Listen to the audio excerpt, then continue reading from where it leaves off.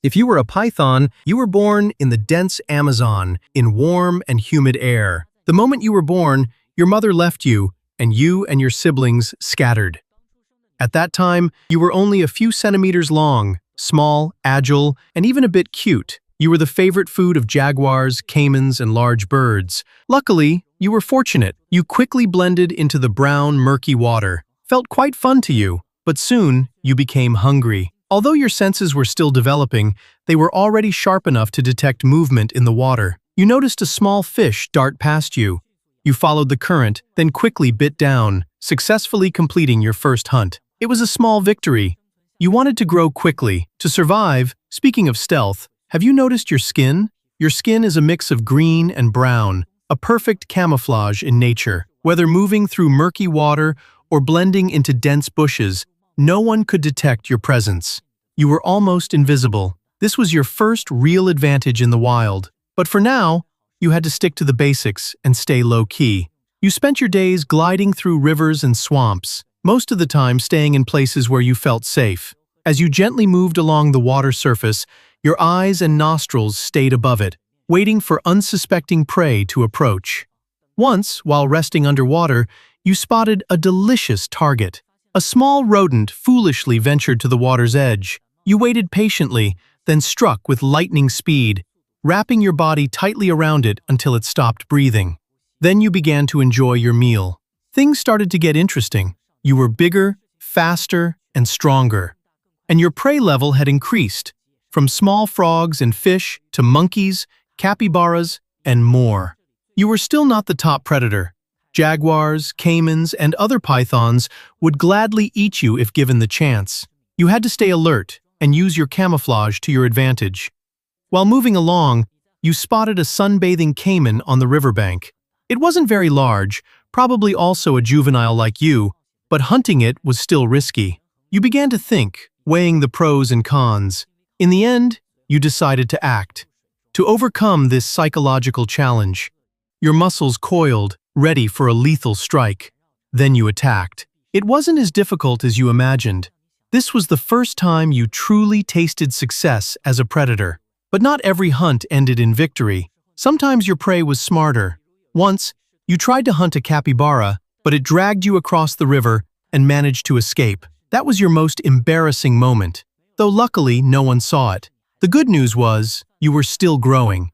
Every meal made you bigger, stronger, and smarter. The jungle no longer felt so intimidating. Of course, large predators still existed, but you were rapidly climbing the food chain. Over time, you became more and more comfortable in your environment. You had mastered the art of hiding in plain sight, waiting for hours, sometimes days, or even weeks. Finally, you got a chance for revenge. A group of capybaras was grazing by the water. You slowly sank beneath the surface, approached quietly, then struck swiftly, and completed the kill.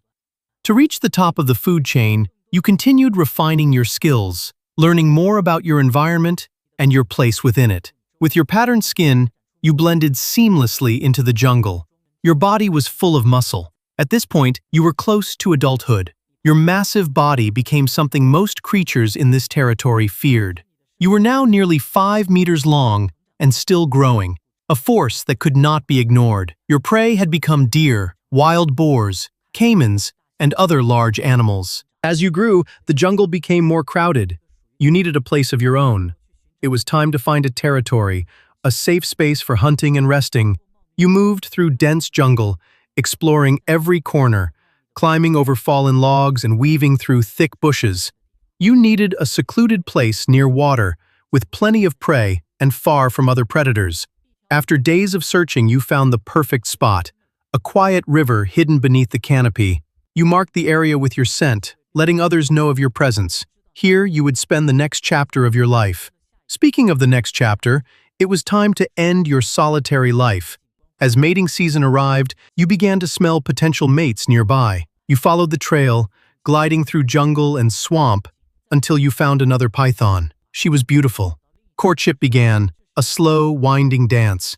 You coiled around each other in a mesmerizing spiral that lasted for hours. In the end, the act was completed, and the female left carrying your legacy. Months later, she would find a secluded place to give birth. Unlike other snakes, she did not lay eggs. 20 to 40 baby pythons would enter the world directly, just like you once did. Then she would leave. You would never see your offspring, and most of them would not survive their first year. To you, giving birth was no different from defecating. As you aged and grew larger, you were still strong, but no longer as fast as before. The youthful energy that once powered your hunts began to fade. You found yourself needing to be more strategic. As you lay in the cool river water, you sensed movement nearby. A capybara was casually grazing at the water's edge. Normally, you wouldn't bother with such small prey anymore, but today, you felt a bit nostalgic.